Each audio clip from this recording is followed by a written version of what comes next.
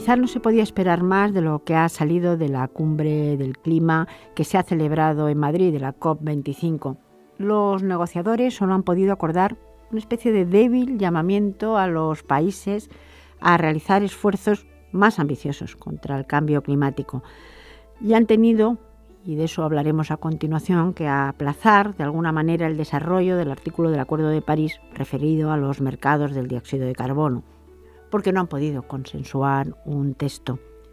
Este asunto es previsible que se aborde en Glasgow a finales de noviembre. Según Carolina Smith ha dicho, es triste no haber podido llegar a un acuerdo final, pero estuvimos bastante cerca. Pues bien, para hablar de todo ello, de lo que ha ocurrido en la COP25, de lo que es la COP25, nos acompaña Rubén Díaz, profesor de Física de la Facultad de Ciencias de la UNED y, desde luego, interesado e implicado totalmente en estos temas. Bienvenido. Muchas gracias. Quizá podríamos empezar precisamente por explicar esto de la COP25. Lo oímos continuamente en los medios, pero probablemente mucha gente no sepa exactamente lo que es. Sí, además son unas siglas bastante malas, porque es Conferencia de las Partes. Casi no significa nada, es como Asamblea de Vecinos, casi, de lo que es la Convención Marco de las Naciones Unidas para el Cambio Climático. Entonces, esa convención, que es la que reúne a los 196 países o partes implicadas en la lucha contra el cambio climático, tiene una estructura bastante peculiar, puesto que no tiene una sede permanente, no tiene una presidencia permanente, no puede tomar acuerdos fuera de lo que son las asambleas generales. Entonces, esos plenarios que se producen a finales de cada año, se juntan todos los países y son capaces de terminar las negociaciones y aprobar o consensuar lo que sea y votarlo, siempre por unanimidad, además. Entonces, es una junta de los vecinos que llevan todo el año negociando y en esas últimas semanas del año terminan los acuerdos y los aprueban. Profesor Díaz, todavía más difícil, porque unir a 200 o casi 200 vecinos y que se pongan de acuerdo unánimemente es prácticamente imposible. Claro, así son las COP, que han sido casi una historia de fracasos con algunos débiles, un par de grandes acuerdos, pero que, claro, consensuar todo, manteniendo los intereses económicos de cada país, porque hablar de cambio climático es hablar de economía, es hablar de energía, es hablar de los motores económicos, y en los que los intereses de cada país chocan con el interés común. Entonces, por eso es todo muy difícil y por eso es una maraña de pactos, de alianzas entre países, de necesidades, de países que claman por su supervivencia porque se están ahogando. Y pues en medio de todo eso van avanzando, pues digamos, año tras año, durante 25 años, a veces sentando bases que parecen muy poco, que no se ha dicho nada, pero se ha reconocido que la ciencia tiene razón, a lo mejor. Entonces eso ya sienta una base para que el año que viene no puedas negociar sin tener en cuenta la ciencia. Entonces son estas cosas que de fuera no se ve mucho, son a veces bla, bla, bla, pero bueno, han ido sentando lo que se puede hacer a nivel mundial. Hay una cosa que yo creo que es muy importante y me gustaría empezar por ahí. Bueno, primero decir que esta cumbre se iba a celebrar en Chile, que por razones políticas no se celebró en Chile y se ha celebrado en Madrid y se ha organizado en tiempo récord. Aquí hay que dar un voto de decir, bueno, que algo se hace bien, bastante bien. Sí, aquí creo que hay que felicitar al Ministerio para la Transición Ecológica, a la Oficina para el Cambio Climático, puesto que han sido capaces de organizar una cosa que llevaría más de un año, en apenas unas semanas, cuando Alemania misma, que Bonn tiene la sede permanente para negociaciones, y dijo que no podía hacerlo, que se vería difícil. Y se han organizado, no ha habido quejas sobre el funcionamiento, sobre el acceso, pues ha sido para eso creo que un reconocimiento y sobre todo para la ministra, para Teresa Rivera, que creo que se ha destacado como una gran conocedora del problema, con una capacidad práctica de entender lo que está diciendo y de plantear cosas accesibles. O sea, creo que es una cosa que si ha conseguido organizar esto y tiene en la cabeza que ha demostrado tener, deberíamos darle un voto de confianza y que se apruebe ya la Ley de Cambio Climático en España. Llevamos años esperando a que se apruebe. Hablaremos también de España, por supuesto, y yo creo que habrá programas para poder hablar también de esa ley. Hay una cosa importante que se ha dicho al principio, y es que aunque parezca que no hay cambios o parezca que no se llegan a grandes acuerdos, hemos hablado ya de la unanimidad y la dificultad, pero la sociedad civil, la calle, todos los individuos, más mayores, más jóvenes, críos, empiezan a oír qué es eso del cambio climático, algo que desde luego no se oía hace unos años. Es decir, la concienciación está claro que sobre todo en Europa y en algunos otros países, por supuesto, está ahí clarísimamente. Sí, la presencia en los medios ha sido abrumadora. La Universidad de Sevilla hace un seguimiento de las menciones de cambio climático y calentamiento global en los medios principales españoles y hemos batido récords. Como estas semanas no ha habido nunca en la historia menciones sobre cambio climático, bueno, y eso cala, indudablemente. Además, de hecho, los picos históricos de las series de menciones siempre son las COP, salvo, bueno, momentos puntuales de otros acontecimientos, pues la encíclica del Papa, cosas así. Si no, son las COP cuando se ha hablado y cuando se ha empezado a poner el problema. Que bueno, es uno de los efectos. Antes de entrar en el tema un poquito más en profundidad, decir que también desde Europa la propia presidenta de la Comisión, Ursula von der Leyen, tiene en su programa como algo totalmente prioritario, quizá como el punto número 1, el tema del cambio climático. Es decir, que no solamente en nuestro país, también a nivel europeo y de una manera firme e institucional, que eso es importante también. Claro. Y son momentos en los que salen estos pactos. Ahora se ha presentado, quizá hubiera tardado un poco más si no hubiera habido la COP aquí o fuera este momento especial, el Pacto Verde Europeo, que es muy ambicioso y que, bueno, vamos a ver cómo se consigue eso de la neutralidad de carbono en 2050, pero bueno, si se vota, será un acuerdo europeo. El Pacto Verde Europeo, del que yo creo que iremos hablando en otros programas, porque todavía acaba de anunciarse. Hay países que, claro, dicen que, hombre, en el 2050 es rapidísimo. En fin, que hay mucho tema y seguiremos hablando de él. Decimos que no se ha podido consensuar sobre lo referido a los mercados de carbono. Estamos oyendo hablar de los mercados de carbono continuamente. A mí me gustaría primero explicar la importancia que tiene el carbono en cuanto a las emisiones y en cuanto al cambio climático. Eso es importantísimo para luego entrar, aunque sea pues muy sutilmente, pero hablar de lo que es el mercado del carbono. Pero ¿por qué es tan importante no solamente el carbono, también otros gases de efecto invernadero? Claro, esto merecería un programa propio, pero vamos a apuntarlo. Efectivamente, los gases de efecto invernadero son el termostato de la temperatura de la Tierra, por así decirlo. Tiene una concentración muy pequeña, son partes por millón, 400, 300 partes por millón de la atmósfera, pero son capaces de retener el calor que llega del Sol.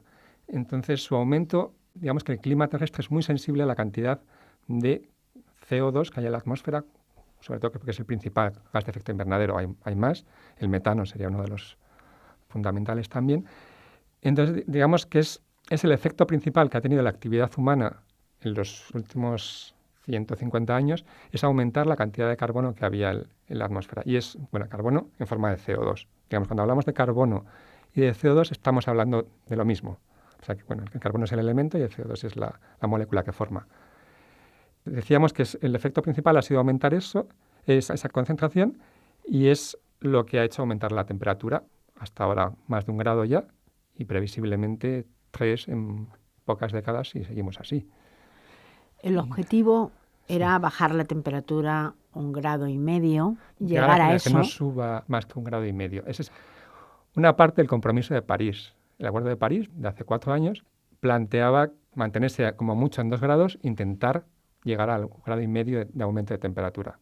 Quiere decir, ya lo que hemos emitido y la inercia que tenemos de nuestro sistema de producción no nos va a permitir otra cosa. Entonces, lo más ambicioso que podemos llegar sería decir que no suba la temperatura global del planeta más de 1,5 grados. Eso sería lo que se pretende. Ahora, a ver cómo se hace, son lo que se ha estado negociando desde el Acuerdo de París. Hablemos del mercado. Sí. Lo que es el mercado, que es quizá difícil de entender para los que no son especialistas. Decir que los países serían como si fueran los puestos, esto como si fuera un mercado tal cual. Y unos países y unos puestos serían más ricos y emitirían también, o estarían en vías de desarrollo y tendrían más posibilidad, pero también emitirían más dióxido de carbono. Y otros quizá menos, bien porque lleguen a su tasa, a lo que ellos pretenden, bien porque no puedan, por razones económicas u otras, llegar a más. Se emiten una especie de obligaciones, de acciones que se reparten. Sí, es todo un tema, porque claro, es una mercantilización de lo que supone las emisiones y lo que supone la contaminación al planeta. Todo esto viene, digamos, nace con el Protocolo de Kioto, que es el primer gran acuerdo de esta conferencia marco de las Naciones Unidas, y ahí se crea un mercado de carbono específico, que es que los países desarrollados, que son los que han estado emitiendo, intentan hacer una limitación a sus emisiones con esa idea de mercado. Entonces se reparten una serie de derechos de emisión y luego dicen, bueno, pues si no llego a emitir lo que yo tenía derecho, pues a lo mejor puedo hacer otras cosas que tengan el mismo efecto global. Entonces yo me comprometo a no contaminar, también a no emitir carbono, pero si por algo no puedo, pues a lo mejor le pago a un país en vías de desarrollo o empobrecido para que él haga una acción que me compense lo que yo estoy gastando de más. Era esta idea de que un mercado en el que cada uno hiciera lo que pudiera y si no lo puede hacer tenga una plan B con otros países, establecería una mejora global. Esto no funcionó nada. O sea, el protocolo de Kioto ha sido un fracaso absoluto, no ha conseguido reducir, se calculó mal, llegaron las crisis, sobre todo la crisis de Rusia, de la Unión Soviética, que dejó de producir por una crisis, no porque su mercado no funcionara, porque necesitara. Entonces tenía un montón de acciones, digamos, un montón de derechos de emitir, que no los iba a emitir de ninguna forma. Por lo tanto, inunda el mercado con falso dinero, podríamos decir casi. Entonces, esa ha sido la historia del protocolo de Kioto. Ahora en el Acuerdo de París se decide que son todos los países los que van a entrar en ese mercado, no solamente los desarrollados que eran antes, y sabiendo lo que ha pasado, dicen, tenemos que hacer unas reglas muy buenas. Esto no puede convertirse en una farsa permanente y que al final estemos aquí negociando para nada. Y eso es lo que ha ido quedando desde el 2015 pendiente. Porque lo que se dijo en París es tenemos que hacer, y lo que ahora quizá habría que hacer es hacerlo. Sí, viene a ser lo que se aprobó en París, es un poco como la ley general, es como vamos a hacerlo bien, y ahora es cómo lo vamos a hacer bien. Y vamos a empezar a hacer la letra pequeña, un reglamento, lo que viene a ser un reglamento en la legislación española, ¿no? Un decreto ley con un reglamento. Y claro, se ha ido negociando. Se empieza por lo fácil, pues yo te doy esto, tú me das aquello, y vas arrinconando el problema difícil. Y parece que el que ha quedado como problema difícil es el mercado de carbono, en el que ya no queda nada que negociar porque todo lo demás está ya acordado y cada uno se ha enconado una posición. Y ahí hemos llegado a la COP25 y no ha habido forma. Claro, porque aquí lo que hay que pensar es que los países más desarrollados, que también en general son los que más emiten, porque eso parece que es indudable, tendrá una serie de este tipo de acciones X para poder emitir. Los otros países también podrán entrar ahí y si no llegan, tendrían que vender. Aquí, o sea, París todavía ha sido, para conseguir llegar a ese acuerdo, tuvo que hacer algo todavía menos ambicioso, que es que no se reparte nada, cada país decide por sí mismo y hace una estimación y reporta a las Naciones Unidas, yo estoy dispuesto a hacer esto. Se pensó que como no estaba funcionando, a ver si de esta forma, haciendo como un poco de presión colectiva y de revisión permanente cada X años, se iba avanzando. Entonces se estableció un mecanismo en el cual cada país hacía voluntariamente su propuesta, pero luego nunca podía irse hacia atrás. Yo propongo esto, la siguiente vez que proponga tengo que proponer menos todavía. Y a ver si con esos recortes sucesivos avanzamos. La cuestión es que cada país propone lo suyo y si luego no llega, o a lo mejor planifica llegar contando con otros países. Entonces, ¿qué puede hacer España si se plantea pues, reducir al 30% sus emisiones en el 2030? Sería una estupenda opción. Pues tendría que transformar su energía en energía renovable, energía limpia, hacer reforestaciones, reducir las emisiones por transporte, revisar la agricultura. Tendría una serie de medidas que podría hacer. ¿Que no consigue? Pues piensa a lo mejor. Hay un país que tiene unas ambiciones menores o que realmente no le daría para más, pues voy a, por ejemplo, a ayudarle a que reduzca en su producción de energía. O voy a reforestar en su país, que eso es algo que se está haciendo mucho. Y entonces eso es lo que se compra y se vende. Eso es lo que yo me había comprometido a hacer, pero veo que no voy a poder, o lo que me siento comprometido porque mi sociedad civil me lo está exigiendo, o mi marco europeo me lo está exigiendo, y busco formas de hacerlo dentro o fuera. Como vemos, el mercado de carbono es bastante complicado. Complicadísimo. Complicado de entender Sí. Y también incluye muchísimas cosas a las que quizá, no hablando tanto del mercado, pero sí de estas cuestiones que son también ciencia y son sociedad, me gustaría entrar un poquito, aunque sean los últimos minutos, aunque yo creo que en otros programas iremos desarrollándolos una a una o en bloques. Como quieras. Porque estamos hablando de reducir, por ejemplo, pues esa meta del 2030. Pero claro, ahí la sociedad civil, esa misma sociedad que está concienciada en muchas ocasiones y que hasta sale a la calle, tendría que saber clarísimamente que se tiene que comprometer. Y que comprometerse es, pues, los transportes fueran de una manera diferente, las calefacciones, los aires acondicionados, el uso de tecnologías, XXX. Es decir, eso está muy bien y todos decimos estupendo, que lo hagan, pero no es que lo hagan, hay que hacerlo. Claro, sí, por supuesto, hay que asumir que no hay soluciones milagrosas ni van a llegar. Eso es algo que seguimos teniendo mucha esperanza y sale mucho en las conversaciones. Pensar que, bueno, ya inventarán algo, no se va a inventar. Y si se inventara no llegaría a tiempo, puesto que las tecnologías tienen un tiempo de implantación que ya no llegan. Y, por tanto, desarrollo económico son emisiones y emisiones significan ese desarrollo económico. Entonces, van unidas. O sea, si asumimos reducción con los plazos que tenemos y los compromisos que debemos adquirir, significa cambiar nuestro concepto de calidad de vida, quizá contar menos el PIB y contar más otros elementos, cosas tan maravillosas como puede ser trabajar menos, el que se lo pueda permitir. Hay que saber a quién se habla, todo eso tiene muchos niveles y es un problema que socialmente es muy complejo. Entonces, pero sí que hay que asumir que lo que no podemos pensar es que nos espera un desarrollo económico en consumir, en servicios, en viajar más. No nos espera eso porque no hay energía para hacerlo. Y los compromisos a los que está adquiriendo Europa, ahora mismo con soluciones tecnológicas no se puede llegar. Al 2050, neutralidad cero. Entonces tiene que haber un ahorro, tiene que haber una reducción y tiene que haber un comprender que toda nuestra acción emite, todo lo que hagamos, desde lo que hablemos, sobre lo que hablemos, desde cómo eduquemos a la gente en la universidad, a, no sé, lo que compramos, todo tiene una emisión asociada y si eso no nos convertimos en agentes activos permanentes de esa reducción, no se va a llegar.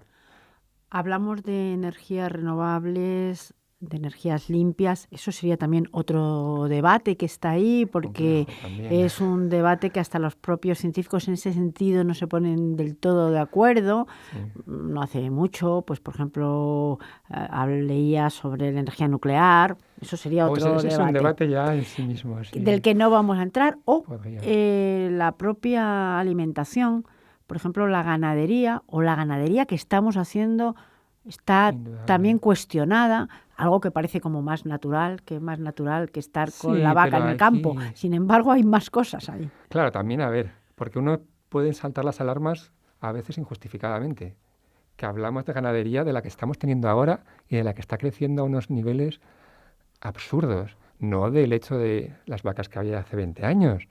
Una ganadería extensiva con un consumo de carne, estamos en más de 40 y tantos kilos al año de carne según unas contabilidades y unos 80 según otras, por español. Entonces, quizás eso no sea sostenible ni necesario consumir una carne que está producida de modo intensivo, que no es de calidad, que contamina muchísimo, que emite mucho. ¿Qué sentido tiene eso? Entonces, hay que empezar a no cerrarse en debates porque tampoco los científicos están diciendo que nos hagamos todos veganos.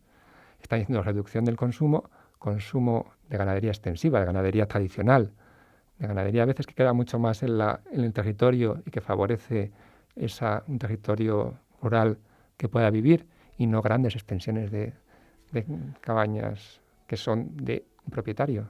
Como pueden oír, muchísimos temas encima de la mesa. Solamente hemos querido hoy plantearlo, hablar de lo que ha sido la cumbre del clima, pero sobre todo del desarrollo que tiene que tener y a lo largo de este año muchísimo. Esperamos a Glasgow, pero mientras se va a hablar muchísimo desde Europa y desde todas partes. También no hemos entrado en aquellos países que no se han sentado a la mesa, en aquellos otros que dicen, vosotros habéis llegado aquí, pero nosotros también queremos llegar.